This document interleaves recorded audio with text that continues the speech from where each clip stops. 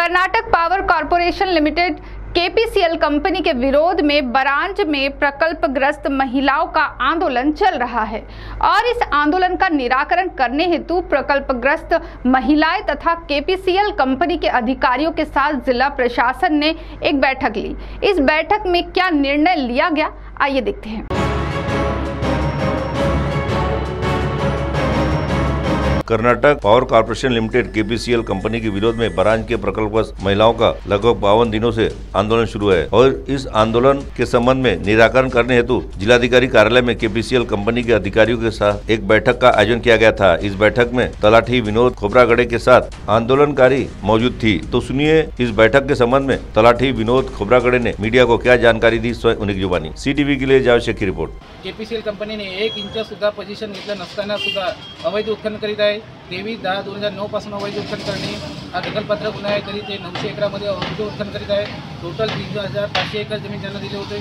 200 एकरचा ताबा दिला होता आणि 3,300 एकरमध्ये ती अवैध उत्खनन करीत आहे। हे आम्ही आता जिल्हाधिकारी महोदयांच्या लक्षात आणून दिलं।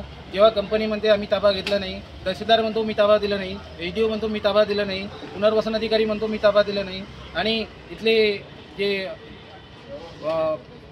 याचे भूसंपादन अधिकारी आहेत ते ताबा दिले नाही म्हणतात आणि जे कर्नाटक यांचे जे मायनिंग कलेक्टर आहेत ते सुद्धा लिहून दिलं यांनी सर्व की आम्ही ताबा दिला नाही। आम्ही प्रश्न केला की जेव्हा या कंपनीला ताबा दिला नाही तर तुम्ही अवैध उत्खनन कशी काय करत आहे। शासनाचं परिपत्रक आहे 5/3/1993, खाण व खनिज विनिमय विकासाचे नियम 1957 आणि खनिज सवलत 1960च्या कलम 21/6 नुसार अवैध उत्खनन दखलपात्र गुन्हा आहे। त्यामुळे कंपनीला तात्काळ गुन्हा दाखल करण्यात यावे। ऑलरेडी 2015 ही चोरीचा गुन्हा या कंपनीवर दाखल केलेला होतो।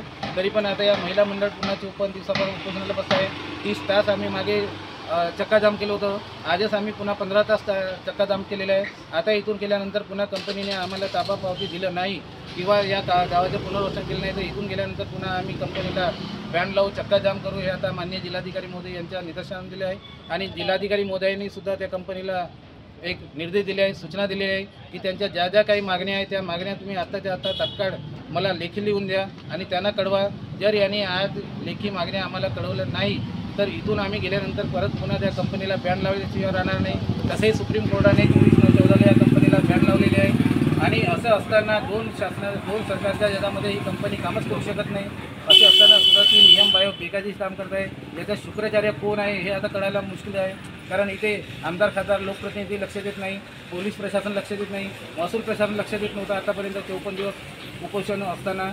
तरी पण आज माननीय जिल्हाधिकारी महोदय यांनी मीटिंग लावलं आणि मीटिंगमध्ये आम्ही आज सर्व समस्या सांगितलेल्या आहे। यावर तात्काळ त्यांनी निर्देश दिलेले आहे कंपनीला। जर केपीसीएल कंपनीने पुन्हा 24 तासाच्या आत आम्हाला त्या निर्देशनुसार जर रायटिंगमध्ये दिलं नाही तर इथून गेल्यानंतर पुन्हा आम्ही कंपनी बंद करणार आहे। काही आमरण उपोषण करत आहेत, काही आत्मदहन करत आहेत आणि आम्ही तसे निवेदनही दिले आहे। ग्रामपंचायत ठराव घेऊन निवेदन दिले आहे। उद्या जर याच्यामध्ये कमी जास्त काही झाली तर याला सर्व शासन प्रशासन जबाबदार आहे।